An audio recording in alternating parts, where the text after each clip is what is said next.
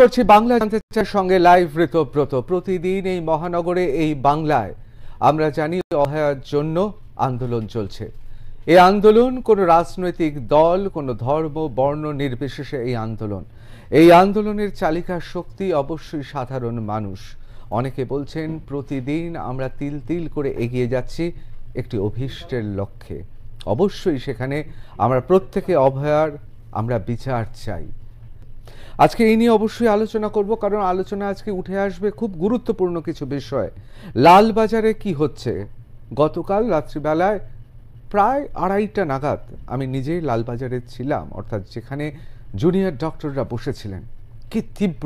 কি তীব্র আন্দোলন! বিরতিহীনভাবে তারা স্লোগান দিয়ে গেছেন, ক্লান্তি নেই। একদল যাচ্ছেন, আরেক দল চলে আসছেন। তাদের চোখে মুখে যে দৃঢ় প্রতিজ্ঞ ভাব দেখেছি, নন্দীগ্রাম, সিঙ্গুর, লালগড়, সে ভাব কি দেখেছিলাম কি এই অরাজনৈতিক মঞ্চ থেকে এত জোরে কথা বলা? যারা মাসোয়ারা পান, যারা বিভিন্ন কমিটিতে আছেন, সেই সমস্ত বিদ্বজনেরা ক্রমশ ধীরে ধীরে পেছনের সারিতে চলে আসছেন, আর সামনের সারিতে প্রতিদিনই আবিষ্কৃত হচ্ছেন নতুন নতুন মুখ। আজকে বাংলা জানতে চাইতে এরকমই মুখ রয়েছেন আমাদের সঙ্গে। রোহিণী মালিক, শিক্ষিকা, পেশায় শিক্ষিকা। আগে কখনো আমরা টেলিভিশনের পর্দায় তাকে দেখিনি। নিয়ম করে প্রতিদিন তিনি বসছেন। হ্যাঁ, বিচার, ইনসাফ যাই বলুন না কেন, তিনি প্রতিদিন বসছেন। আজকে তিনি এসেছেন আমাদের স্টুডিওতে, তার জন্য তাকে আন্তরিকভাবে ধন্যবাদ জানাবো।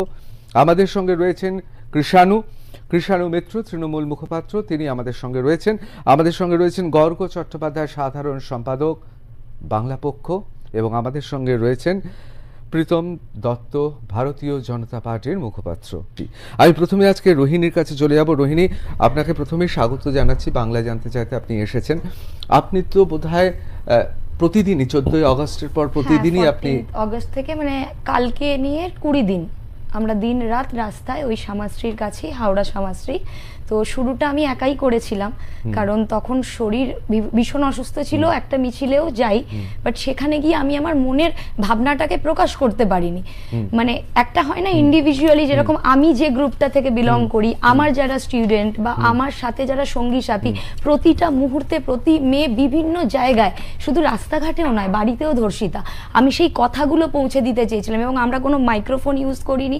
এবং আমার সাথে তৃতীয় দিন থেকে মানে বর্ণভেদে, জাতিভেদে এবং রাজনৈতিক দলভেদে সবাই একে একে দলে যোগ করেন।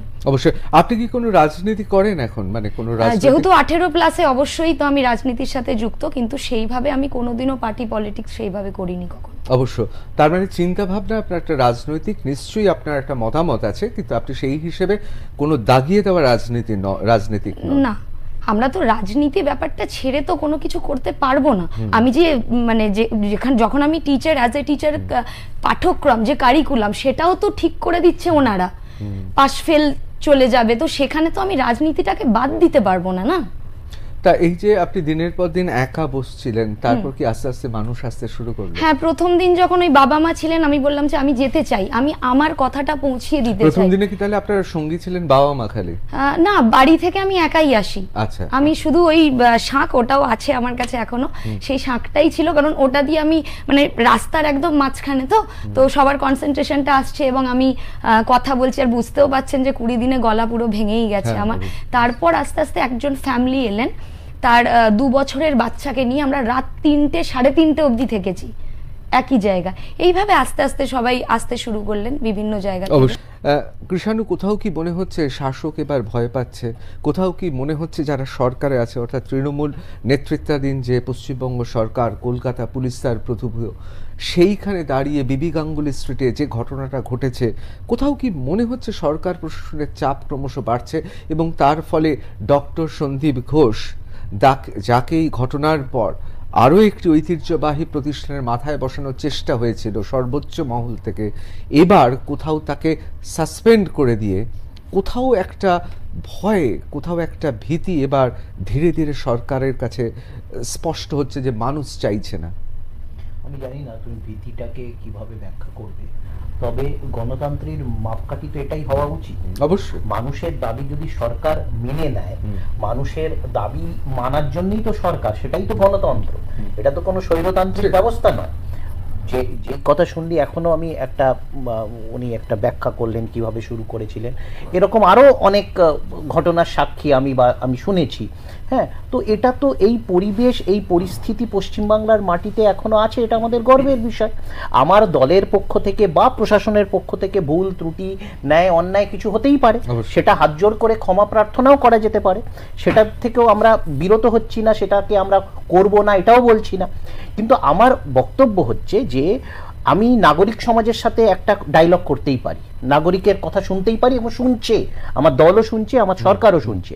কিন্তু আমি যদি ভারতবর্ষের যে ক্রিমিনাল জাস্টিস সিস্টেম বা যে গভর্নমেন্ট ডেলিভারি মেকানিজম, এইগুলো যদি দেখি, তখন যদি তুমি আমাকে আলোচনা করো, তুমি আমাকে বিজেপির সামনে বসাবে, তুমি আমাকে কংগ্রেসের সামনে বসাবে বা অন্যান্য দলের সামনে, তখন আমি কিন্তু একবারও হাজারবার বলবো যে তারা নিজের নিজের রাজ্যতে, তারা নিজের নিজের সরকারে এমন কোনো উচ্চমানের বা ধর্ষণ এবং খুনের বিহীন এরকম কোনো ব্যবস্থা তারা কায়েম করে আমাকে দেখাতে পারেনি যে আমি স্বীকার করব যে তাদের সরকারটা আমার থেকে শ্রেয় ছিল। সেটা কিন্তু কখনো হবে না। নিশ্চয়ই মানে যেটা সিভিল সোসাইটি বা যারাই আন্দোলনে আছেন, তাদের দাবি দাবা তো মানবেই সরকার, তাদের ন্যায্য দাবির ব্যাখ্যা হতে পারে, সেটা নিয়ে আলোচনা হতে পারে যে কোনটা ন্যায্য কোনটা অন্যায্য। যেরকম এটাও ঠিক নয় যে আমি যেটা বলবো সেটাই বিচার, সেটাই জাস্টিস, তার বাইরে যা যা হবে সবকিছু ইনজাস্টিস, এটাও যেরকম ঠিক নয়।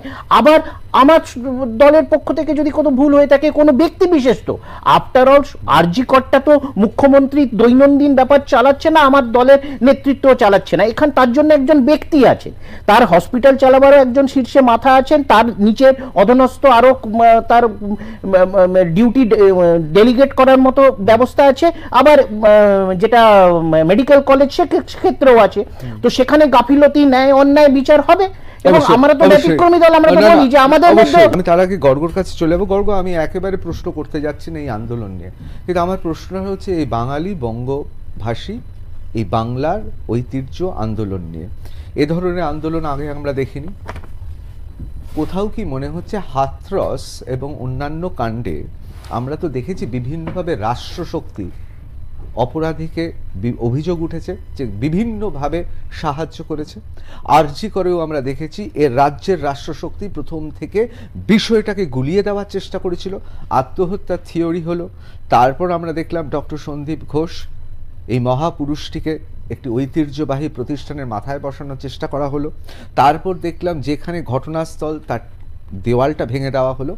কোথাও কি মনে হচ্ছে যে সেটা হাথরাসের ক্ষেত্রে হোক উত্তরপ্রদেশে বা পশ্চিমবঙ্গে এই আরজিকর কাণ্ড হোক, কোথাও স্টেট স্পন্সর্ড এই ধরনের জঘন্য ঘটনা ঘটিয়ে মানুষকে আরো দুর্বল করে দেওয়ার চেষ্টা হয়েছে এবং মানুষের দেওয়ালে পিঠ ঠেকে গেছে বলে মানুষ এবার বাউন্স ব্যাক করছে, এবার রুখে দাঁড়াচ্ছে রাজনীতির প্রথাগত সেই সমস্ত পতাকাগুলো ছেড়ে। কোথাও কি মনে হচ্ছে যে বঙ্গ সমাজে এই ধরনের আন্দোলন আগে তো হয়নি, কোথাও মনে হচ্ছে এই আন্দোলন এগিয়ে যাবে? আরজি করে যে ঘটনাটা ঘটলো, যেখানে আমাদের বাঙালি ডাক্তার বোন, ঠিক আছে, সে ধর্ষিত হলো এবং খুন হলো, এবং তারপর থেকে বাঙালি, সংবেদনশীল বাঙালি এবং বাঙালির মধ্যে প্রায় সকলেরই মধ্যে কতটা সংবেদনশীলতা কোথায় নাড়া দিয়েছিল সেটা মানে স্পষ্ট, এখন দিনের আলোর মতো স্পষ্ট। ঠিক আছে, 14 তারিখ রাত্রে বোধহয় এত বাঙালি মানে কোসপিনকালে কেউ দেখেনি যে তারা ওই রাতে সেরকম নেমে পড়েছে। মানে আমিও সেখানে এইচবিতেই ছিলাম আর কি। ঠিক আছে, এই ঘটনাটা ঘটলো। তারপর থেকে এবার প্রবলেমটা হচ্ছে কি বলতো, রাজনৈতিক দলগুলো না এইসব ঘোলা জলে মাছ ধরতে শুরু করে। কোন রাষ্ট্রশক্তি বলছেন? তৃণমূল নেমে গেছে, বিজেপি নেমে গেছে, সিপিএম নেমে গেছে, সব নেমে গেছে। এইটাই। অথচ এই যে 3টে দলের কথা বললাম, কারণ এখানে এগুলো মেজর 3 আছে, অন্যান্য জায়গায় হবে। ঠিক আছে, মালদা মুর্শিদাবাদ বাদ দিয়ে দিন, না না আমি বলছি কথা বলছি। হ্যাঁ, মেজর 3টে দল, না তো মালদা মুর্শিদাবাদ তো হয়েছে, সেখানে কংগ্রেস নেমেছে। কলকাতার কথাটাই ধরি। ঠিক আছে, এসব আমরা দেখছি সব দলগুলো হলপ করে বলতে পারবে তাদের যে সব যেগুলো নানা সব পদাধিকারী রয়েছে, এগুলো ধোয়া তুলসী পাতা। তার মানে আমরা যারা মানে নাগরিক যারা এইসব দলগুলো করি না, তারা দেখছি যে এইসব মানে ঘোলা জলে মাছ ধরছে, এগুলো কারা ঢুকেছে? প্রথমত এটা একখানা জিনিস হয়। কিন্তু একদম গতকাল থেকে যে ঘটনাটা ঘটেছে, যেটা করতে তুমি চলে গেছিলে, এবং যে তোমার মনেই থাকবে এই স্টুডিওতে যে দাবিটা আসলে 14 তারিখের আগে বাংলা পক্ষ স্পষ্ট রেখেছিল যে সিপির শুধু পদত্যাগ নয়, সাসপেনশন চাই, কারণ সে একটা দোষ করেছে। অবশ্যই আমি এক্ষেত্রে কিন্তু বাংলায় জানতে চাইতে বলে দিচ্ছি, গর্গ চট্টোপাধ্যায় প্রথম এই দাবি তুলেছেন এই স্টুডিওতে বাংলায় জানতে চাইতে। বলুন। সেটা এবার বলছি যে দেখো কি সুন্দর, এখন তো এই যে যারা বিরাট আন্দোলনটা হচ্ছিল বিবি গাঙ্গুলি স্ট্রিট ধরে, জীবনটা সুমিষ্ট মিষ্টভাষী ভালো করে, অর্থাৎ এখন যাদের সামনে করা হচ্ছে ক্রাইসিস পিরিয়ড, তো যে কোনো একটা সরকারের জন্য এগুলো ক্রাইসিস, যেরকম একটা বড় করে আসছে, এরা কিন্তু বাঙালি। কোথাও কি মনে হচ্ছে না প্রীতম যে শুধুমাত্র সস্তায় হাততালি কোড়ানোর জন্য সমস্ত রাজনৈতিক দল, ভারতীয় জনতা পার্টি, সিপিআইএম, কংগ্রেস, তৃণমূল, সবাই এই রকম একটা আইন পাশ করিয়ে দিয়ে সবাই তার সঙ্গে একসঙ্গে নেচে উঠে বলল আমরা কিছু একটা করলাম? কোথাও মনে হচ্ছে না যে এই আইনটা আসলে আসলে আসল জায়গা থেকে অনেক দূরে, শুধুমাত্র যে যার মাহাত্ম্য প্রচারের জন্য করছে? না দেখুন, মাননীয় শুভেন্দু অধিকারী আমাদের বিরোধী দলনেতা অ্যাসেম্বলিতে দাঁড়িয়ে কথা বলেছেন যে অলরেডি আমাদের ওখানে শিক্ষাদি এবং অগ্নিদি যারাই আজকে ভাষণ দিয়েছেন তারা সবাই বলেছেন যে অলরেডি ক্যাপিটাল পানিশমেন্টের প্রভিশন যেগুলো বলছেন মাননীয় মুখ্যমন্ত্রী সবকটাই বিএনএসে আছে। তবু উনি আনতে চেয়েছেন, তার কারণ হচ্ছে একটা এমনভাবে ভাবভাব করতে চেয়েছেন যে বিরোধীরা তার বিপক্ষে যাবে, সেটা আবার পুরো ইস্যুটাকে ঘুরিয়ে দিয়ে বলবে এরা চায় না, সেই জন্য সেটা সমূলে সেটা ভারতীয় জনতা পার্টি ক্ষুণ্ণ করে দিয়েছেন এবং বলেছেন যে আমরা সাপোর্ট করি, আপনারা এটাকে প্রয়োগ করুন। কিন্তু আলটিমেটলি বিএনএস এটা আছেন, আপনিও জানেন কি হতে চলেছে, আমরা সবাই জানি।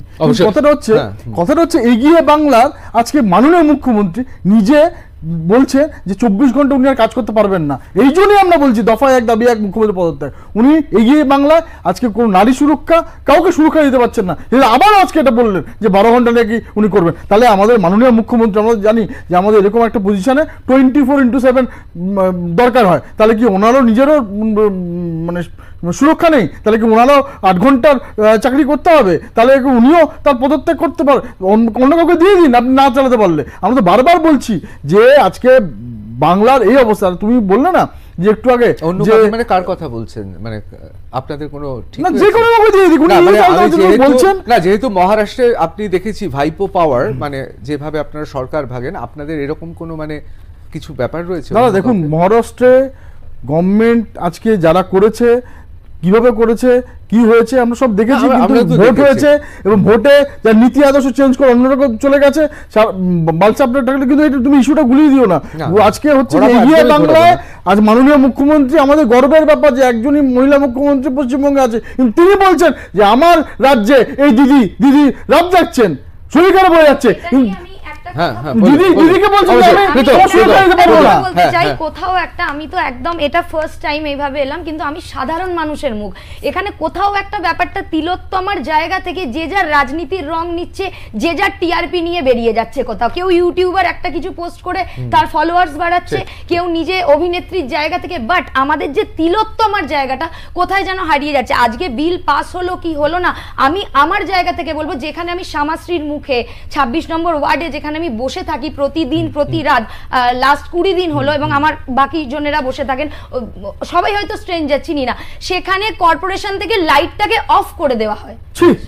মানে আমি এটা বলতে চাইছি, আপনি যেখানে বসেন সেখানে কর্পোরেশন, এবং আমার সেটা লাইভ করা আছে। আমার রোহিণী মালিক, আমার যেটা, যেহেতু আমি একজন অ্যাক্ট্রেস ও মডেলও, তো আমার একটা পেজ করা আছে, সেই পেজ থেকে আমি রোজই লাইভ আসি। তো আমি তো আগে আমারটা, মানে আমার খিদে পেলে, মানে বলে না চ্যারিটি বিগিনস অ্যাট হোম, আমি অত জিনিসটার দিকে যাব না, আমি অত বুঝিও না, লাইট অফ করে দেওয়া হয়। এবং তারপরে আমার যারা সঙ্গী সাথী, বলতেও পারবো বা বলতেও পারবো না, কারণ আমরা কেউ কাউকে চিনতাম না, অনেকেরই নাম জানি না, জাস্টিস 1 2 3 করে সেভ করা।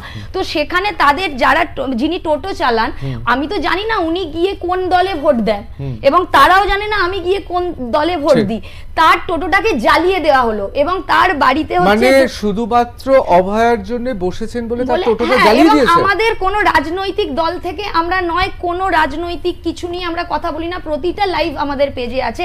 2 বছরের একটা বাচ্চা, তাদের টোটোটাকে জ্বালিয়ে দেওয়া হলো, এবং চায়ের দোকানের একজন বিক্রেতা ছিলেন, কাছাকাছি 1-2 কিলোমিটারে, তার চায়ের দোকান দোকান ভাঙচুর করা হয় এবং কিছু বস্তি আছে যে বস্তিতে গিয়ে ওনারা আসেন, মানে নিজে থেকেই আসেন। আমি শুধু বলি যে আপনারা একটা ফেসবুক লাইভ করুন, আমি আপনাদের বোন তিলোত্তমারই মুখ, তো আমার কথাটা আপনারা পৌঁছিয়ে দিন। তো এইভাবে জিনিসটা বেড়ে গেছে এবং আমার লাইভটা 2 মিলিয়ন ভিউয়ে পৌঁছে গেছে এবং সেখানে একটাও নেগেটিভ কমেন্ট নেই। এবার দেখুন, যারা বাংলার পক্ষে, আমি নিজেই বেঙ্গলি অনার্সের স্টুডেন্ট এবং আমি বাঙালি, আমি বাংলার পক্ষে মানে অবাঙালির বিপক্ষে তো নয়। মানে একটা বিহারি মেয়েকে যখন রেপ করা হয়, যেটা আমাদের হাওড়া হসপিটালে করা হলো রিসেন্ট 3 দিন আগে, মেয়েটাকে সিটি স্ক্যান বলে ঢোকানো হলো, দিয়ে তার নিম্নাঙ্গে কিছু করা হলো এবং ওখানে রিপোর্ট, মানে আমাদেরকে ঢুকতে দেওয়া হয়নি, আমি গিয়েছিলাম। সেই মেয়েটিও তো বিহারি, আমি জানি না, যাই হোক, কোড আনকোড তো সেটা, এবং আমার সাথে হলে বা অন্য কারোর সাথে, রেপটা তো রেপ। এবং একটা মেয়ে সব জায়গায় প্রতিদিন, প্রতি মুহূর্তে, প্রতিটা জায়গায় একটা মেয়ের রেপ হচ্ছে। সেটা হয়তো চোখ দিয়ে রেপ হচ্ছে, সেটা হয়তো শারীরিকভাবে, কোনো জায়গায় হয়তো কথার মাধ্যমে। বউ ভাতের রাত্রে একটা ডক্টরেট মেয়েকে বলা হয়েছে তুমি শাখা পলা খুলে ফেলেছো বলে তুমি পাগল। মানে প্রতিটা দিন, প্রতিটা মেয়ের, আমি বলছি না যে ছেলেরাও হয় না, কিন্তু একটা ছেলে খালি গায়ে ঘুরলে কোনো ব্যাপার নয়, কিন্তু আমারই পাড়ায় একটি পাগলি বসেছিল, তাকে গিয়ে আমরা কম বেশি খাবার দিই, সেটা আলাদা ব্যাপার। হঠাৎ করে দেখলাম ও প্রেগনেন্ট হয়ে গেছে, একটা পাগলি, সে তো তার দেহ দেখায় না।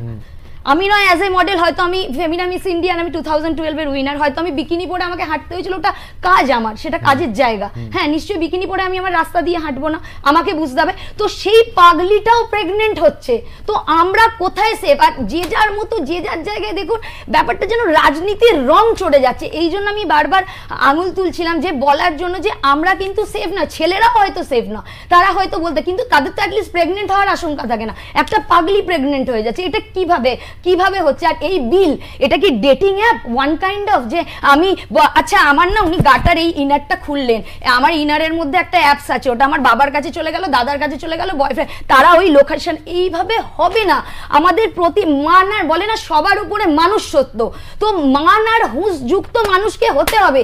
তারপরে তো সে 18 বছর হবে, কোনো একটা রাজনৈতিক দলে যাবে, তার গণতন্ত্র, স্বৈরতন্ত্র, এগুলো তো অনেক বড় বড় শব্দ। আমার সাথে যারা থাকে 5 বছর 7 বছরের মেয়েও বলছে যে আমি, আমার বাড়িতেই আমার সাথে এইভাবে এই ঘটনা হয়েছে। তো আমাদেরকে সবাই আগে মানে মনের আলো খুলতে হবে। পতাকার আলো, পতাকার রং, এগুলো তো হবেই, এটা তো থাকবেই আমাদের তো, মানে অরাজনৈতিক দেশ। তবে রোহিণী, আমি অত্যন্ত শুনে আশ্চর্য হয়ে গেলাম, যারা অভয়ার জন্য রাত জাগছেন, যারা তার জন্য ইনসাফ চাইছেন, তাদের কারোর টোটো পুড়িয়ে দেওয়া হচ্ছে, এই অভিযোগ যদি সত্যি হয়, এ তো ভয়ঙ্কর। আপনি যেভাবে লড়াইটা করছেন, আপনার মতো যারা লড়াই করছেন, এই রকম লড়াইতে যাই পরিস্থিতি হোক না কেন, সাংবাদিক হিসেবে অবশ্যই আমরা আর+ নিউজ বাংলা জানতে চাই থেকে আপনার পক্ষে অবশ্যই থাকবো। কারণ সাধারণ মানুষের প্রতিবাদ করার অধিকার আছে, সেই অধিকার যদি কেউ কোথাও যদি সেটা ভঙ্গ করেন, সে যত বড়ই শের হোক না কেন, তারও বিচার হবে জনতার আদালতে। তার কারণ জনতা জাগছে।